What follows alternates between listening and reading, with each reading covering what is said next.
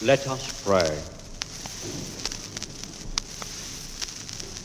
Almighty God, unto whom all hearts be open, all desires known, and from whom no secrets are hid, cleanse the thoughts of our hearts by the inspiration of thy Holy Spirit, that we may perfectly love thee and worthily magnify thy holy name, through Jesus Christ our Lord.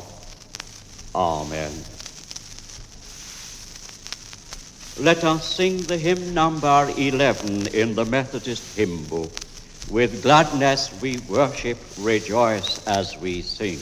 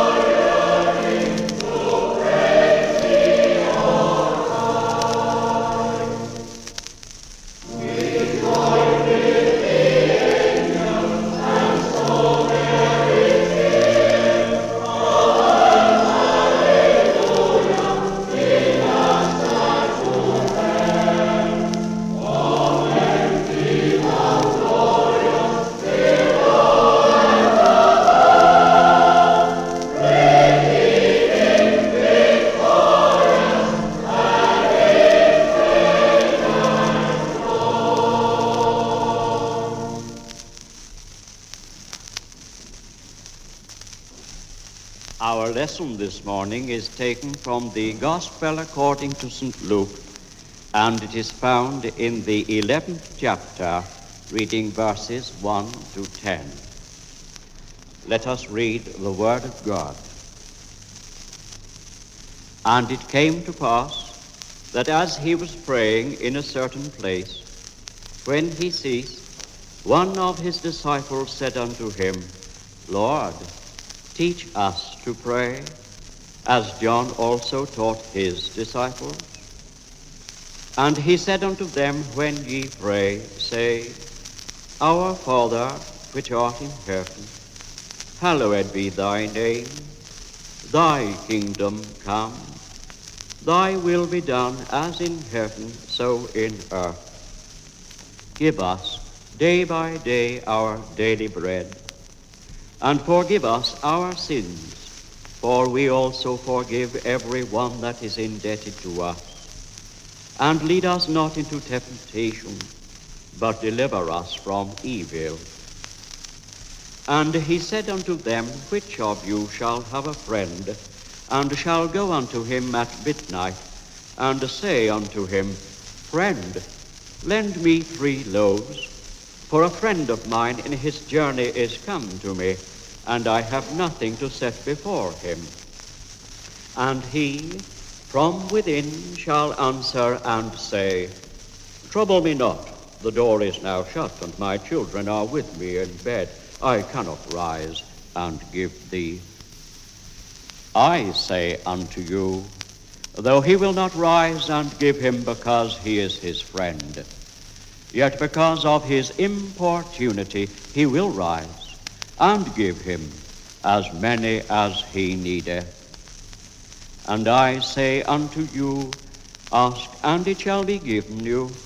Seek, and ye shall find. Knock, and it shall be opened unto you. For every one that asketh receiveth, and he that seeketh findeth, and to him that knocketh it shall be opened. Here endeth the reading of our lesson. The choir will sing the anthem, Seek Ye the Lord.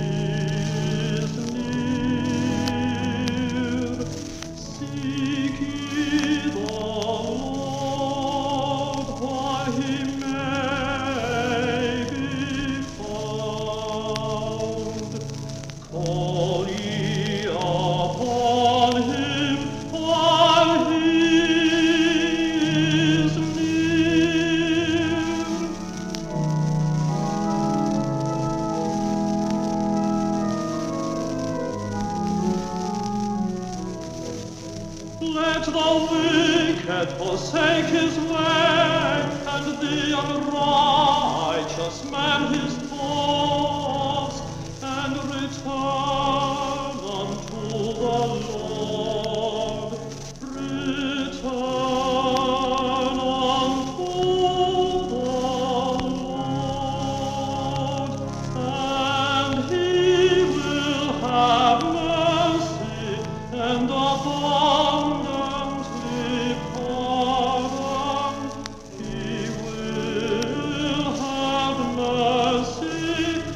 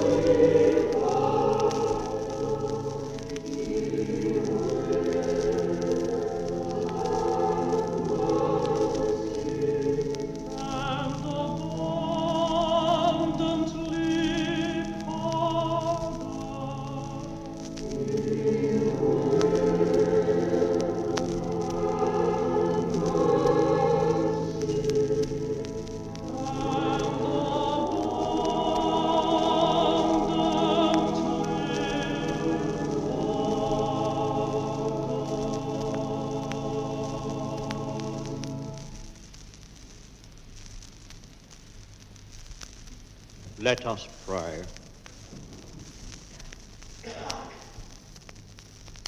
God of our life, there are days when the burdens we carry chafe our shoulders and weigh us down, when the road seems dreary and endless, the skies gray and threatening, when our lives have no music in them, our hearts are lonely, and our souls have lost their courage. Flood the path with light, we beseech thee. Turn our eyes to where the skies are full of promise. Tune our hearts to brave music, and so quicken our spirits that we may be enabled to encourage the souls of all who journey with us on the road of life. To thine honor and glory, through Jesus Christ our Lord. Amen. Let us sing the hymn number 426 in the Methodist hymn book. Ye servants of God, your master proclaim.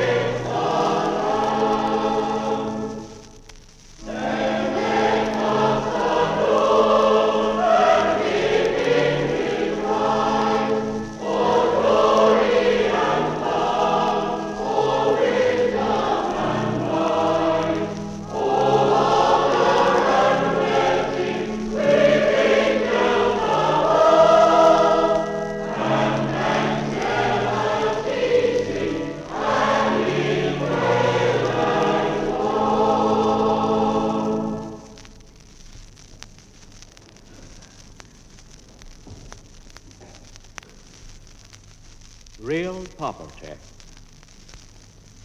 Our text is taken from the 11th chapter of the Gospel according to St. Luke, and it is found in the 6th verse. For a friend of mine is come to me from a journey, and I have nothing to set before him. I have nothing to set before him. What an admission. Nothing in the pantry, larder empty, all the cupboards bare, not a scrap of food about. What a painful discovery, too, especially upon the arrival of a friend. Embarrassing for the good lady of the house, yes, and a little disturbing also for the husband, although most times he is not entirely responsible. Indeed, everyone within the household would feel the blame. Nothing, absolutely nothing to place before a tired, hungry friend.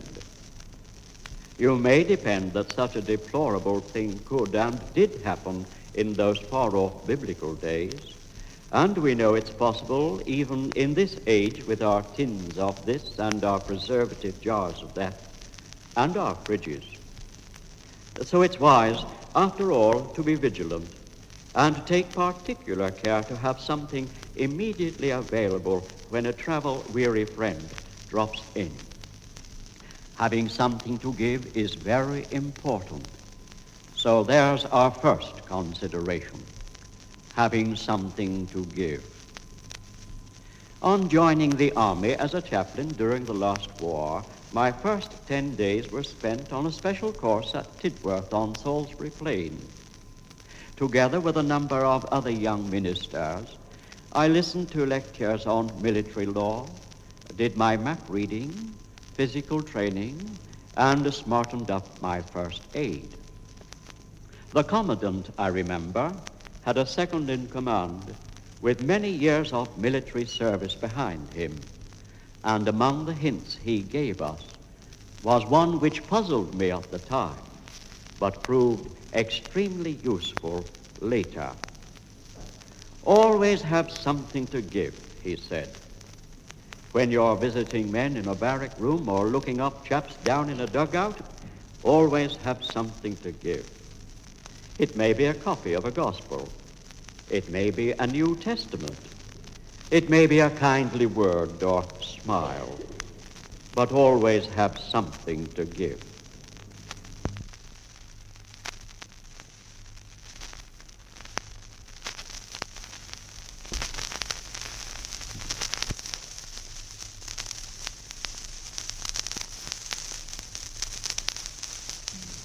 Turning to the Old Testament for a moment, can you remember that delightful touch which is to be found in the story of Jacob sending his sons down into Egypt in order to buy corn?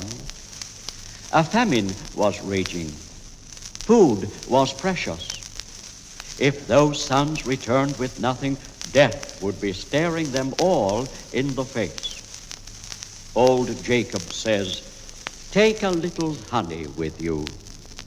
Little did he imagine, by the way, that his own son Joseph would receive it. Nevertheless, it was good advice. Take a little honey with you. Have something to give. Mary had an alabaster box of precious ointment, a present fit for a king, a gift which must have cost much in terms of money. It was for her Lord, the one who had lovingly changed her whole outlook upon life. He was her friend and Savior. Only the best was good enough for him. Mary had something to give.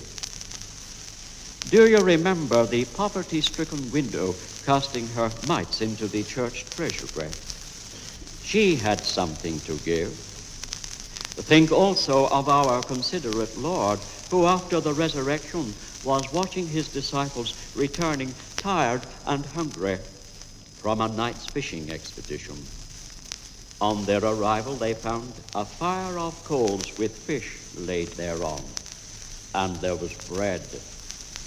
In his love, and despite his earthly poverty, he always had something to give. We are poor, very poor indeed, when we have nothing to offer. The individual who is destitute of a kindly word or a sunny smile is the most poverty-stricken person under God's sun. And those who have great possessions where material things are concerned can be as poor as a church mouse in the things of the Spirit. More than often they are. Bound up with the material side of life, absorbed in the things which will not endure, they fail to realize the reality of spiritual things.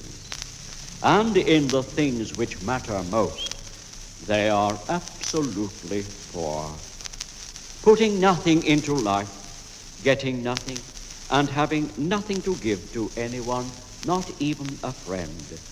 Herein is real poverty. Nothing interesting to do, nothing interesting to say, Nothing remarkable in any way. Then the journey home again in the hot suburban train to the tawdry new estate, crumpled, grumpy, dazed and late. Home to supper and to bed. Shall we be like this when we are dead? What an empty existence. What could such a person set before a friend in need of spiritual sustenance? Dr. Sangster, in his book entitled Methodism, Her Unfinished Task, writes about those early Methodists. To a large extent, they were ill-paid, illiterate miners as well as agricultural workers. Their earnings each week, if they were fortunate enough to receive them regularly, were miserable pittances. But up went hundreds of chapels all over the country, and when these men and their wives got together, they could sing in very truth, "On all the kings of earth with pity we look down." They certainly didn't have great possessions, but there was a quality about their character, and they knew a depth of spiritual experience which made them rich in the highest sense of the word. They had something to offer, something of the finest quality to set before their friends and neighbors. Now, what about giving all? There are occasions when distressed folk come to the minister of a church for help, and by that I don't mean financial assistance, although that does occur. But they are in grievous need. Something tragic may have happened and they're heartbroken. Or maybe they've been badly let down and are at their wits' end. Acute depression may have arisen from the devastating experience of frustration. All hope and ambition may have been swept aside by catastrophic changes in circumstances. What has that minister for them? This is the real test of a man's ministry. How tragic if his spiritual cupboard is empty. What poverty, what real spiritual poverty if he has nothing to give in the name of Christ to those who need. Every minister, and indeed every Christian believer, should be able, out of a rich experience in spiritual matters, to offer something to those in need. What could you give? Money? Yes, you may be generous, plunging your sympathetic hand into your pocket or purse almost immediately. But money does not settle everything, although the worldly wise type of person labors under that false impression. Really profound difficulties are well outside the power of pounds, shillings, and pence. What could you give? Nominal Christians and sub-Christians, like the man of the world, would be tongue-tied, having nothing to set before the person in need. No reserve of spiritual replenishment to draw on. How pathetic. Nothing to give. Not so the person who knows Christ in the intimate sense of the word, whose life is hid with Christ in God. That individual has the rich resources of an almighty God immediately available. There's something, or better still, someone to offer. That someone who himself said, "Come unto me, all ye who are weary and heavy laden, and I will give you rest." That someone who said, "I am the bread of life. He that cometh to me shall never hunger, and he that believeth shall never thirst." We can offer that bread, even if the needy one comes at midnight, bread which will strengthen and sustain whatever the hour or depth of personal need. We followers of Christ know that bread to be appetizing and satisfying. We as Christians accept and trust a God who had something to give to his world of men and women. He gave his only begotten Son. We as Christians serve a Christ who came and gave all he had to give. He gave it in physical agony upon a cross.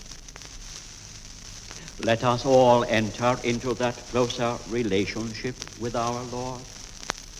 How can I, you ask? The answer is by our individual and private prayer life, our Bible reading, our devotional meditation, and by our communal church life. Through these, when we have turned to him in true repentance, we actually receive a vital experience of our living and loving Lord. The cupboard will then be well stocked, so well filled that we shall have something always ready for others. We shall be so well nourished ourselves in the things which sustain that we'll be able to give something substantial to those unfortunates who are right up against the bitter side of life. A word in season as from thee to weary ones in needful hour. Let us abide in him, that he may abide in us. And the sweetness most ineffable, in whom all joys are found, will enable us to take a little honey along this pilgrimage called life. And may our constant prayer be, O fill me with thy fullness, Lord, until my very heart o'erflow, in kindling thought and glowing word, thy praise to tell, thy love to show. Amen. Let us pray. Let us give thanks to God for his manifold mercies. O God our Father, the fountain of all goodness, who has been gracious to us throughout the years of our life, we give thee thanks for thy loving kindness, which has filled our days and brought happiness to our hearts. Thou hast given us life and reason, and set us in a world which is full of thy glory. Thou hast comforted us with kindred and with friends, and hast ministered to us through the hands and the minds of our fellows. We praise thy holy name, for thou hast set in our hearts a hunger for thee, and yet doth satisfy us with thy peace. Thou hast redeemed us through the precious blood of thy Son, and called us to a high calling in Christ Jesus. In darkness thou hast been our light, in adversity and temptation a rock of strength. In our joys, the very spirit of joy. In our labor, the all-sufficient reward. Here now, O Father, we dedicate ourselves afresh to thee. O live in us this day. O clothe thyself, thy purpose yet again in human clay. Work through our feebleness thy strength. Work through our meanness thy nobility. Work through our helpless poverty of soul thy grace, thy glory, and thy love. These things we ask with the forgiveness of our sins through Jesus Christ, thy Son. Amen. Our Father, which art in heaven, hallowed be thy name. Thy kingdom come, thy will be done in earth as it is in heaven. Give us this day our daily bread, and forgive us our trespasses, as we forgive them that trespass against us. And lead us not into temptation, but deliver us from evil. For thine is the kingdom, the power, and the glory, forever and ever. Amen. Shall we sing the hymn number 781 in the Methodist hymn book? Lord, speak to me, that I may speak in living echoes of thy tone.